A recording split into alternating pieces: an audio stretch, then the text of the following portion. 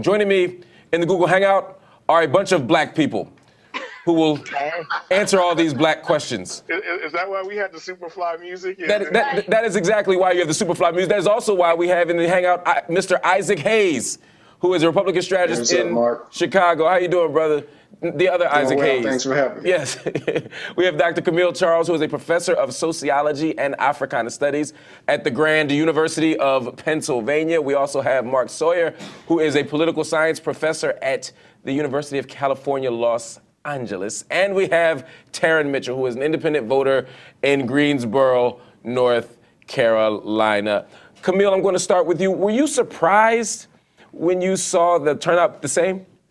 No, I actually wasn't. And somebody asked me about this last Friday. And I said, just because we weren't rocking our T-shirts and we didn't have the lawn signs out the way we did last time, it didn't necessarily mean that we weren't going to show up. There was far less of a decision to be made for black folks this time, I think. And I think the poll that showed, Mitt Romney with 0% of the black vote made that fairly clear. But I actually think two things were probably going on. And one is that black folks didn't want to be denied their right to vote, that all of this stuff around voter ID and voter suppression and the like really meant that black people were going to show up because they wanted to exercise a right that was hard fought. I think the other thing is they didn't want to see Barack Obama be a one-term president, and that given the alternative, his policies were the ones that I think resonated more for African Americans. They felt like Obama was talking about an America that included them and that Mitt Romney did not, and that in fact, in the instances we saw him addressing black people, he was dismissive and disrespectful. Wow. Mark, basically? I don't know if that's what they mean to be, but I think that is certainly the way that it comes across. And I think you can extend the comments that have been made about Mitt Romney. That day at the NAACP, he basically walked into their house, was disrespectful to them, and then got on a plane, flew up to Montana, and used their response to his disrespect as red meat for fundraisers. And then to get attention off of that, he pimped Condi Rice and said, oh, maybe she'll be my VP pick, knowing full well that was not going to happen because she's too closely connected to George W. Bush, who was probably of greater concern in terms of keeping distance than anybody else for the Republicans this cycle. And so I think that there are a bunch of social issues where African Americans are open to a more conservative platform. But I also think that the economy is a huge issue. And black people have been able to understand, I think, in a way that whites fail to recognize, and that I think white Republicans in particular fail to recognize, which is that we've known for a long time that trickle-down economics don't work. Right. Since 1980. Consequences of that, and we have for decades. So this idea that we're going to fix things by cutting taxes for the rich, or even cutting taxes, that you can't make the math work for me, is going to be problematic. Because I think that, when Dave Chappelle said, what is a black man without his paranoia or his conspiracy theory?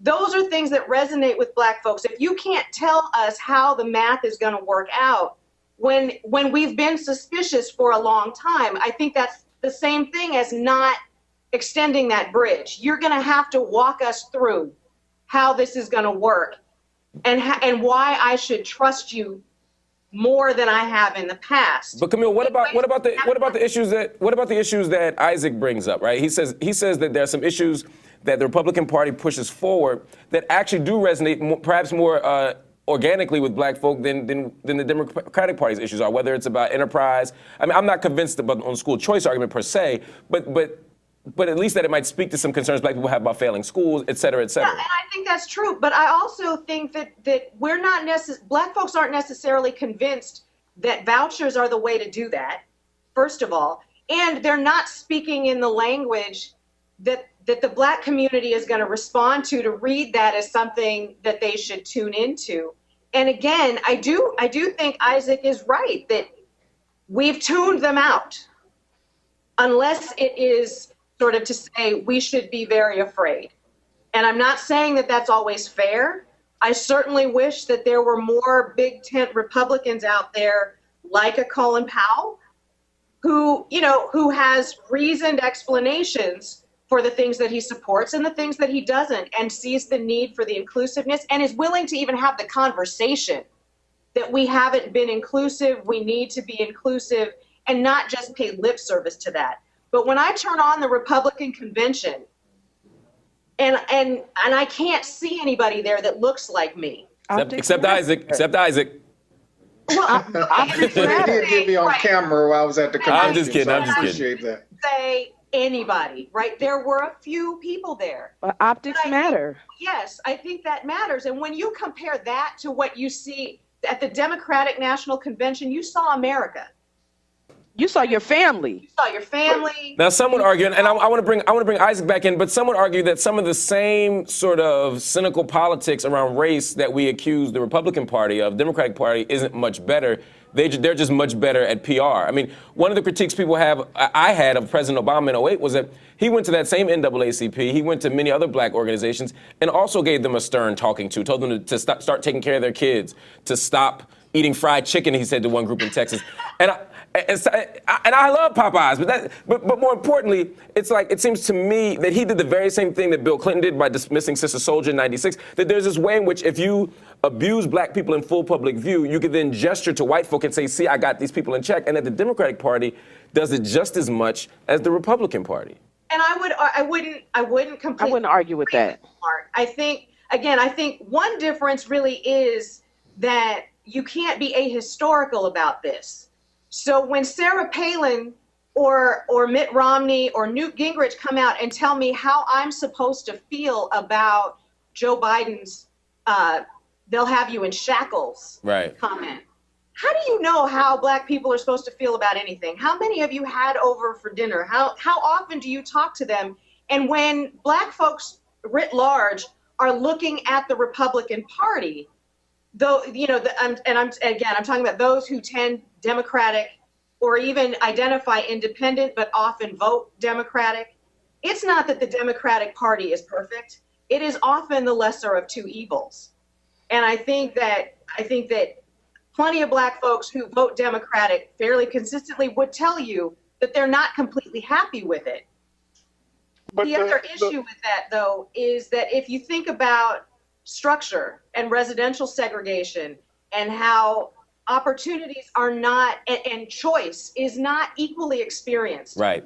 So we don't all have the same opportunities, nor do we all face the same constraints. So to assume that just because there is choice, that black people will experience that choice the same way and equally as a disadvantaged segment of the population just doesn't make sense. It has never happened that way. Reverend Dr. Camille Charles.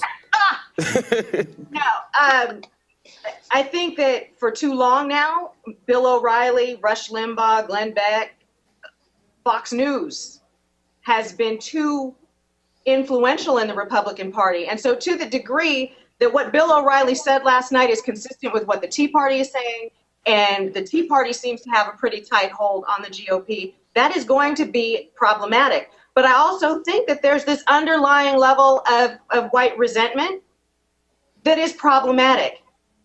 This is we want to talk about how this is all about picking yourself up by your bootstraps in this country, and it's just not. It's been conquest and inheritance and privilege. Things and privilege. And so the biggest population of people feeling entitled historically has been white folks.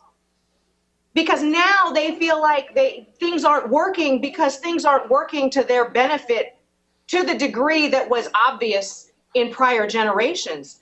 And now they're not controlling elections the way that they did before. And that's what's fascinating to me. I mean, white men were like undefeated in elections until 4 years ago. They're still 43-1, and they're acting as if the entire. I mean,